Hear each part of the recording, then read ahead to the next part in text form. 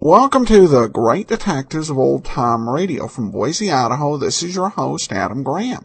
If you have a comment, email it to me, box13@greatdetectives.net. Follow us on Twitter at Radio Detectives and become one of our friends on Facebook, facebook.com/Radio Detectives. Well, today's episode is brought to you by the financial support of our listeners. Thank you so much for your support. And, this episode we're going to play today occurred 2 weeks after the first one we played. This is the 5th of 8 in the 1950 summer series, replacing the FBI and Peace and War. So here now from August the 3rd in 1950, titled Two Girls Murdered by Hit and Run. Ladies and gentlemen, we take you now behind the scenes of a police headquarters in a great American city, where under the cold, glaring lights will pass before us the innocent, the vagrant, the thief, the murderer. We take you now to the lineup.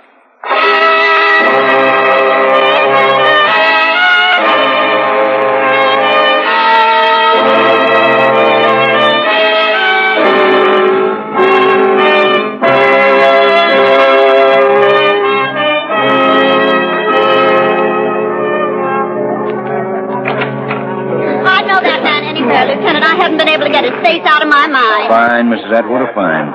All we want you and Mr. Bush to do is identify him. Here, sit down here. Where do I sit, Lieutenant? Right next to me. Oh, yes. Now, I said to myself, Mr. Bush, now there's a face you'll never forget. Oh, those hit-and-run drivers, I tell you. Not a hit-and-run driver, Mr. Bush. The driver of that car was a murderer. May I have your attention, please? Premeditated. You people out there on the other side of the wire, may I have your attention, please? Thank you. My name is Greb, Sergeant Matt Greb. I'll explain the lineup to you. Each of the suspects you will see will be numbered. I'll call off a number, their names and charge. If you have any identifications, please remember the number assigned to the prisoner as I call his name. At the end of the line, when I call for questions or identifications, call out the number. If you're sure or not too sure of the suspect, have him held. The officers who took your name will assist you. They're seated among you.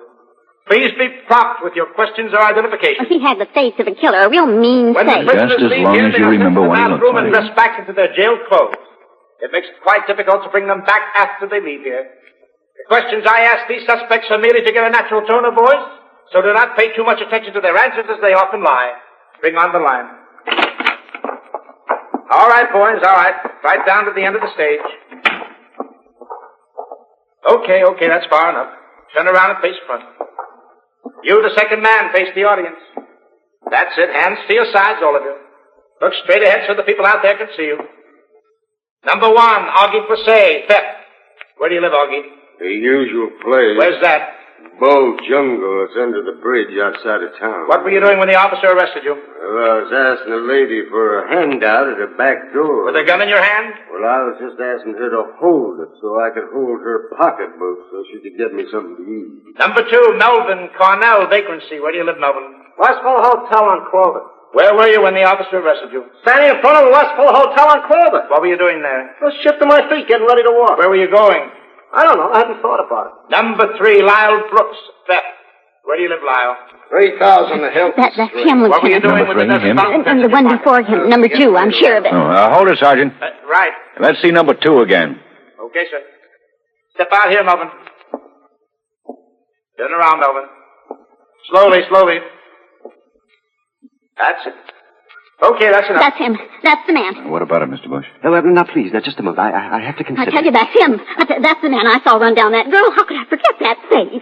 Lieutenant, that's the man. Hold for interrogation, Sergeant. Right. Is that all you want with me, Lieutenant? No, you come with me. You too, Mr. Bush.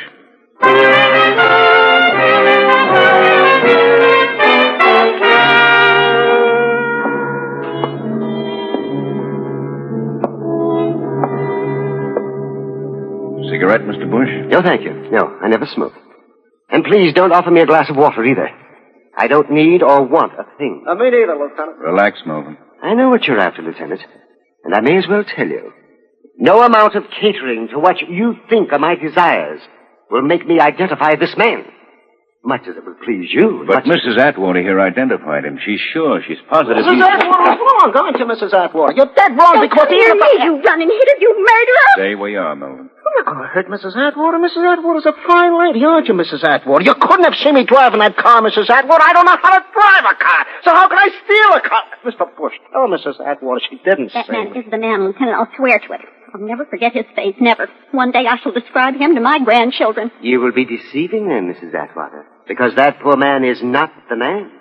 The man who was driving the murder car was fat. He was lean, like this man here, this Melvin. You will forgive me for differing with you, Mrs. Atwater. But the man in the car that ran down that girl was fat. I have seen fat people in my life, and he was fat. And you need eyeglasses. He was lean. He was this Melvin here. My eyes are in perfect order. He was fat. What's more, he had unneat blonde hair. He needed a haircut. He was bald, and he was lean. He was Melvin. Melvin is bald and lean. Like your brain, Mrs. Atwater. The man was heavy. Even in all that rain, it was very obvious. You all had he you was up on Stop that. it, both of you. Stop it. That's all. Let me go. Out that door. He insulted me in front of a murderer. Please. You've made a jackass of yourself, haven't you, Mrs. Atwater? How about me, Lieutenant? You too. Out. And, we're sorry. Oh, forget it. You know, things like this happen. Forget it. This is the way out, huh? Never went out this way before. Ah, forget it, Lieutenant. Matt. Yeah, Ben. Where's everybody? Let him go. Melvin, too? Yeah.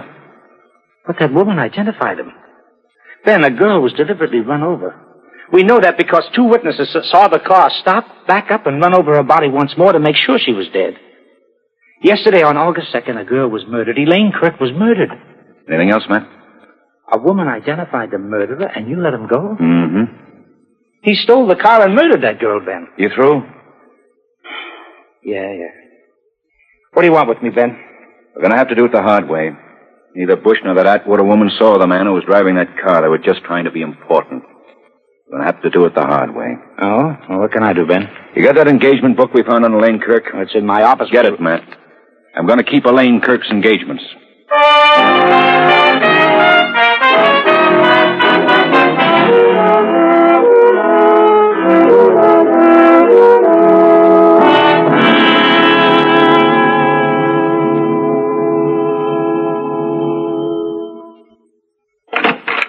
What can I do for you? I'm from the police, Ben Guthrie. So, what can I do for you? I'm looking for Frank Bennett. Why? Is he in? Don't you catch on? I'm Frank Bennett. What do you want to see me about? About a girl named Elaine Kirk. In here. About a girl named Elaine Kirk. You know she's dead, don't you? I know. In her belongings was an engagement book. On yesterday's date, August 2nd, was your name. Did you see her yesterday? She wrote it down, eh? Did you see her? Yeah, sure I did. We had cocktails yesterday afternoon about 5.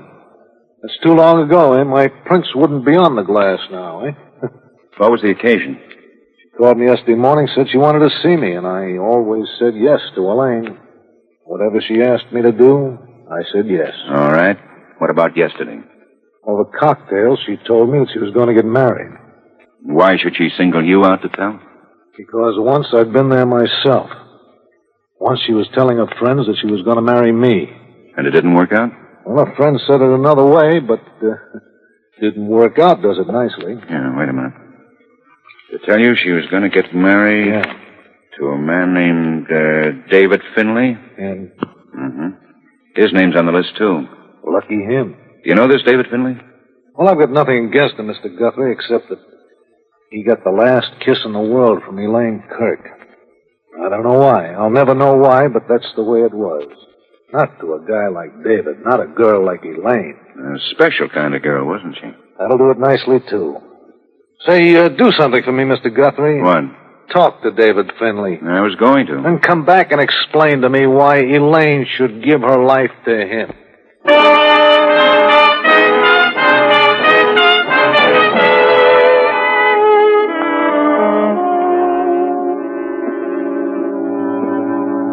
David's at his desk doing his work. He's an accountant, you know, one of the best. That's his room, Mr. Guthrie. Just go right in. Thank you. May I ask who you are? I wondered you didn't ask right off, Lieutenant. I'm Dorothy Finley, David's sister. Don't keep David away from his work too long. Be with you in a minute. Just want to total this column of figures. Go right ahead. That does it. Only take a second to enter it now. I don't know you, do I? Someone recommended you to me? I'm Ben Guthrie from the police. Buddy Lane? Is that why you're here? That's right. Your name was in her engagement book. You saw her yesterday? I saw her. When? She came for dinner at 7. It was an occasion. Kind of a anniversary. What kind? Personal. How long did she stay? Until 10 o'clock. Then she went away. Walked down a long street. Death was waiting for her. If I'd known, I wouldn't have let her go. You were going to be married? We were going to be married. David... I didn't think it was right we should get married. No? No. You never saw Elaine, did you? No, I mean, when she was... No, you never spoke to her. You weren't fortunate like me. You only saw her when death made her ugly, huh? David, You never saw the other way. And you'd know that what I told her was right. She shouldn't marry me. Not me. I'm sorry, Mr. Guthrie. Did she ever mention anyone? Talk about it? Elaine is dead.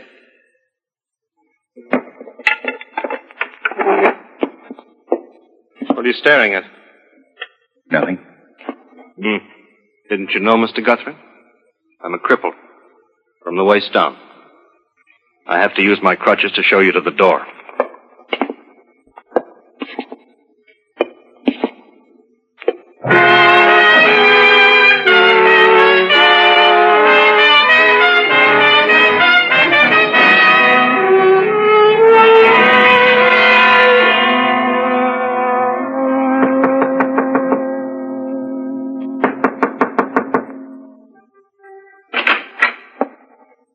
Yes. What is it? My name is Ben Guthrie. Yes, Mr. Guthrie. What can I do for you? I'm from the police. What do you want? Can we go inside? No, we can't. What do you want? I'm trying to locate a girl named Janet Irish. I'm her mother. Her name was on a list. It's important that I see her, Mrs. Irish. You can't. No one can see her. No more. No one sees Janet. I'm afraid I'll have to insist. Insist, then. Listen to me. Janet is dead. Janet is dead, Mr. Guthrie. She was killed. Killed? How? The hit-and-run driver killed her. Oh, I'm sorry. It's just that a girl named Elaine Kirk had Janet's name on her appointment list. Yes. She came here yesterday. To console me. Yes? Yesterday was the anniversary of my daughter's death. Yesterday, on August 2nd, Janet had been dead a year.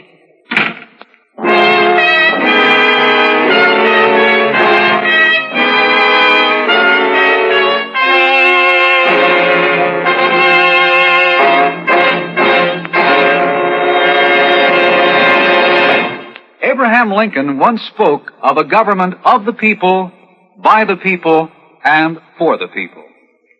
Members of the armed forces are as dedicated to the proposition of maintaining this government today as were those soldiers who sacrificed their lives on the battlefield of Gettysburg during the war between the states so many years ago. They know that as U.S. citizens in uniform, our military personnel have definite responsibilities to their God, to their country, and to themselves.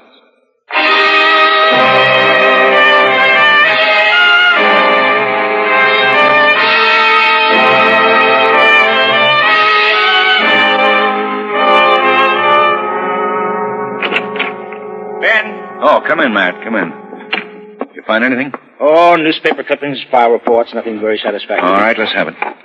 Well, it's just about what Mrs. Irish told you. A year ago, her daughter Janet was hit by a car. The car didn't stop. Janet died on the way to the hospital. Driver of the car was never found.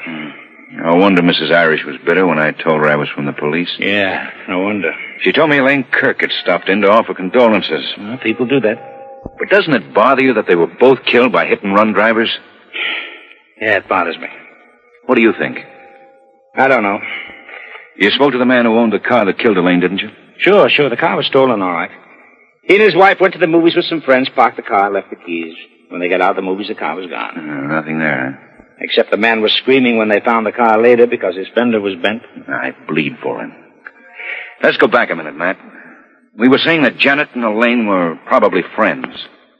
That fact keeps throwing itself at me. And both killed the same way. You can call it coincidence. Would you?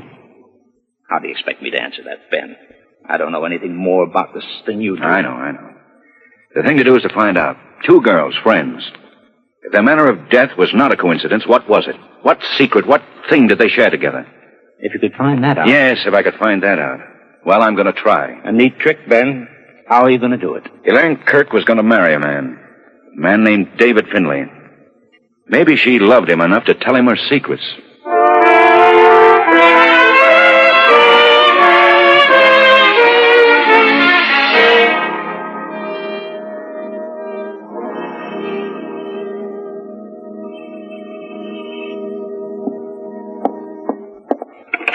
What is... Oh, it's you, Lieutenant. I'm glad you've come back. I wanted you to come back.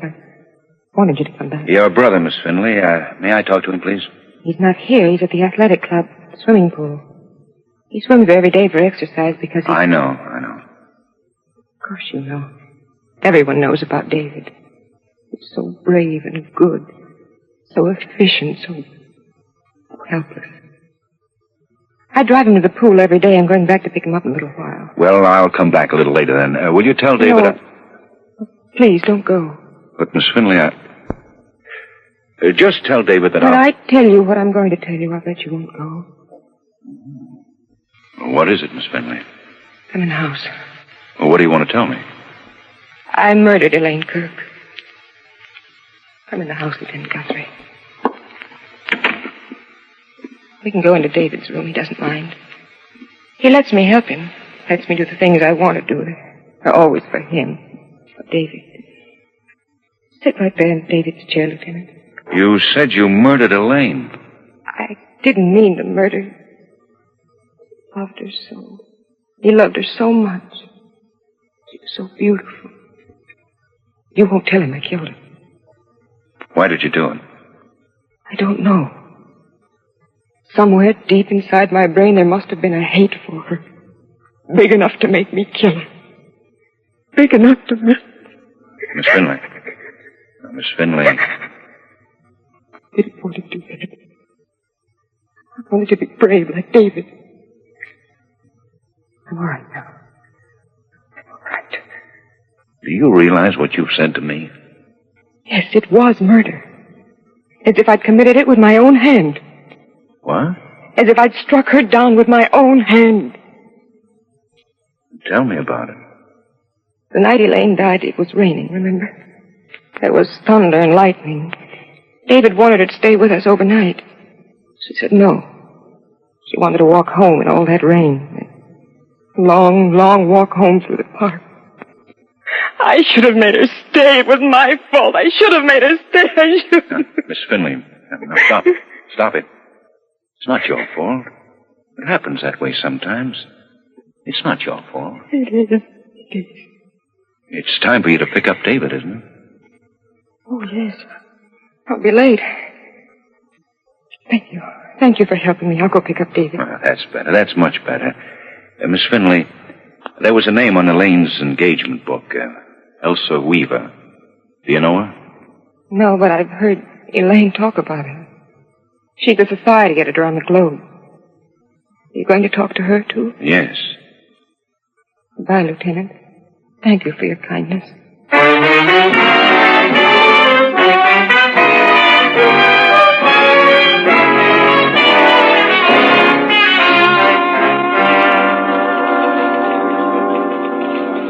You say you're a policeman, Mr. Guthrie? That's right.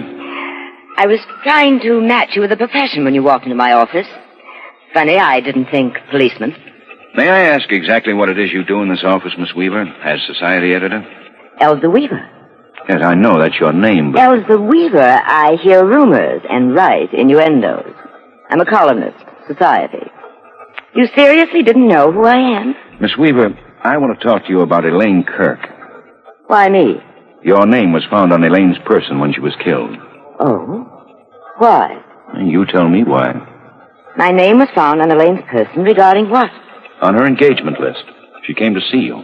She certainly did. Why? Now I've got to answer you, don't I? Elaine Kirk came to me to announce her wedding to David Finley. She told me that so I could put it in the papers. People tell me things, I put it in the papers. Each Friday I draw a check. Neat? Doesn't it bother you that Elaine was killed? I loathed her. I'm making my mind about people, and I keep it that way. Elaine is dead, one less person to loathe. All right, so you're honest about it. Let's keep that way. Sure. Why did you hate Elaine? The reasons a woman has for hating another woman. The reasons a woman makes up her mind about another woman. Like what? Elaine Kirk was a beautiful girl, and she knew it. That's what made her intolerable.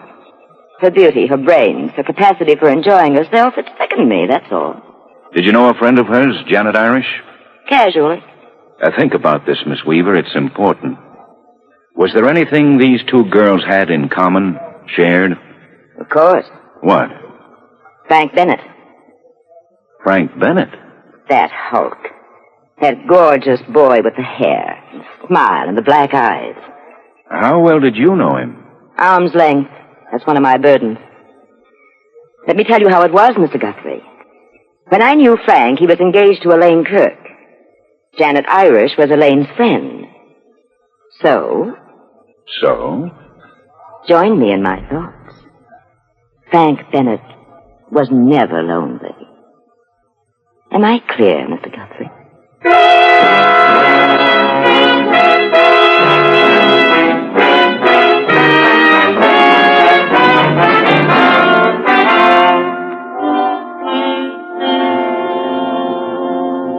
You came back to tell me that Elaine wanted David and not me. That's why you came back? No, Frank. David, with his condition. Creates a big pity in people, like he did in Elaine. So much pity that she just had to marry him. See, I knew the answer all the time. Drink, Lieutenant, help yourself. You told me Elaine was something very special to you. You told me. I agreed with you. What about Janet Irish?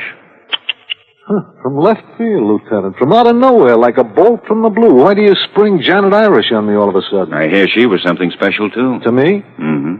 Well, what you hear is a lie. What does a policeman have to do to hear a lie like this? Where does he go? Janet Irish, Frank. Tell me about it. To Elsa Weaver, perchance, you went for this about me and Janet? Well, you went to the right place. That Elsa's a bitter girl. Frank doesn't light Elsa's cigarette. Open doors for Elsa. Kiss Elsa goodnight. For not doing these things and more, Elsa loathes Frank. Makes up lies about him and Janet, about him. Then what's the truth, Frank? That's all I want. Well, Janet was a pretty girl. Janet was Elaine's best friend, and if she hadn't been, I wouldn't have looked at her twice. Janet was not one to make me hungry for her. The truth. Janet was killed in a hit and run a year ago on August 2nd. Elaine was killed the same way also on August 2nd. We know it was murder. You think Janet was murdered, Frank? Well, that's your department to think about things like that. If it was murder, they could have been murdered for the same reason. It's interesting the way you come to me to think things out. You use my place, you take my time. Not that I mind. You know the girls very well, Frank. Only Elaine, I told you. Elaine.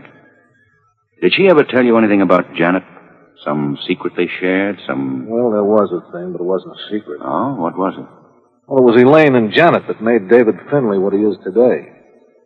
What are you talking about? Happened up in Canada on a lake. David, he was a stranger to the girls. He was swimming, and the girls were in a motorboat. They didn't see David. They ran him down. Hit him in the back with the boat, paralyzed him from the waist down. That's what the girls did to David upon meeting him. I never read anything about it. Well, it didn't come out till months later. David didn't want it to come out. When it finally did, it wasn't news. That's why you didn't read it in the papers. Why didn't David want it known? You never saw Elaine, did you, Lieutenant? To be crippled by a girl like that, well, that could be a caress. You leaving me, Lieutenant? Without a goodbye? Without a thank you? Goodbye, Frank. Thank you.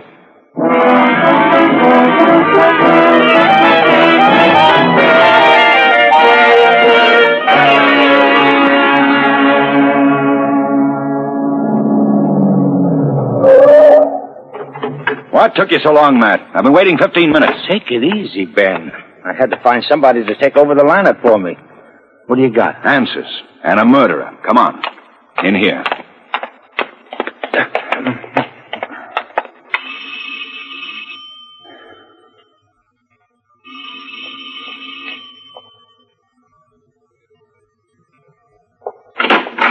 Oh, Lieutenant Guthrie, please come in.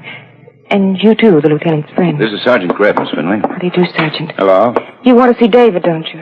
He's in his room. I'll go get him. Not yet. I think we want to talk with you. We want to tell you we know who killed Elaine Kirk. I told you I did. Mm-hmm. Let's go in here and sit down. Yes, of course. Sit here, Lieutenant. Sergeant, you're right over there. Miss Finley killed Elaine Kirk? Yes, I did. I explained it to the lieutenant. If I had insisted that Elaine stay here that night, nothing would have happened to her. I would have taken care of her. I see. Oh, no, you don't, Matt. What? The way I figure it, Matt, the person who killed Elaine Kirk also killed Janet Irish. Miss Finley, did you kill Janet? Who? The lieutenant said Janet Irish. Oh, no, I hardly knew her. Well, I'll tell you something else, Matt. Whoever killed Janet and Elaine had the identical motive. I want my brother in here with me. All right. Ben. Relax.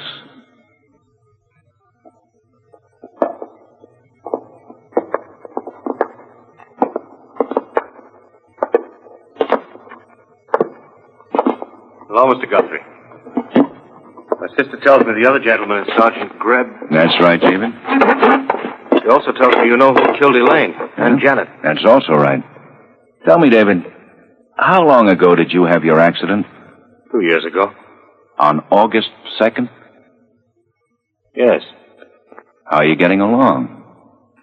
Pretty good. Swimming, the exercises I take.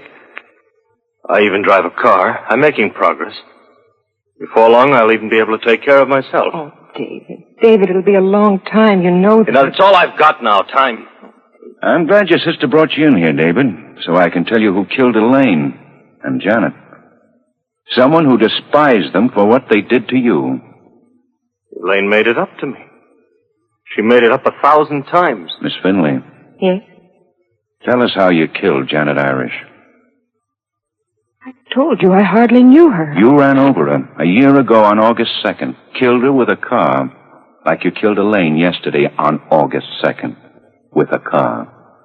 Both of them on the anniversary of your brother's accident. Oh, no, I didn't. David, tell them I didn't. Dorothy. Tell them. I can't. I can't tell them that. David! You're the only one who could have hated them so much. I did it for you, David. For what they did to you. A cripple looked at you, a helpless cripple. You, my sister. Yes, I killed Janet. But with Elaine, I waited. I saw it was happening. She was falling in love with me, David. The longer I waited, the more she had to lose. 1 year of loving you. And then I killed her.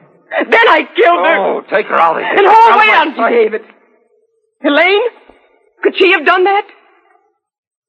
Cripple. Take her out of here. Matt. You better come with us, Miss Finley. David.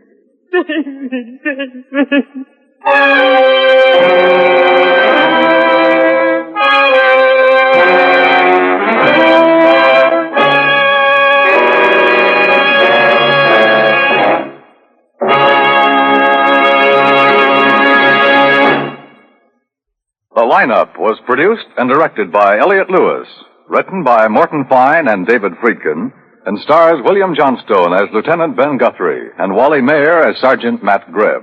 Music was composed and conducted by Eddie Dunstetter. Featured in tonight's cast were Peggy Weber, Ann Stone, Lillian Bayeff, Howard McNear, Lou Krugman, Sheldon Leonard, and Larry Dobkin.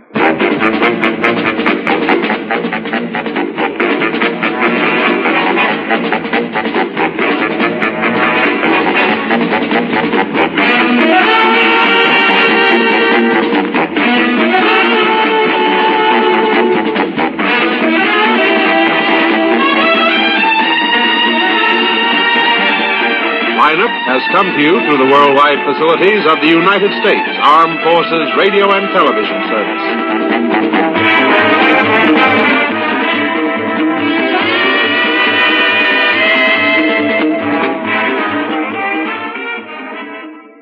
Welcome back. Well, the fine and freakin' influence definitely felt here in this script, and I think there were probably a few clear comparisons to Broadway as My Beat in the way that this one was told. Both the method that was used to arrive at the solution as well as some of the dialogue. But this is actually the last of those 8 summer episodes. The other ones that came after that, Witness Drops Dead from Poisoning, Death in Bleachers, and then the arson murder case. And then the show went off the air on August 24th to return on September 2nd. So it was a hit with audiences, and the lineup was set for another 2.5 years broadcasting on radio. There was even more ahead, but we'll get into that next week. In the meantime, send your comments to box13@greatdetectives.net. Follow us on Twitter, Radio Detectives, and be sure and rate the show on iTunes. From Boise, Idaho, this is your host, Adam Graham, signing off.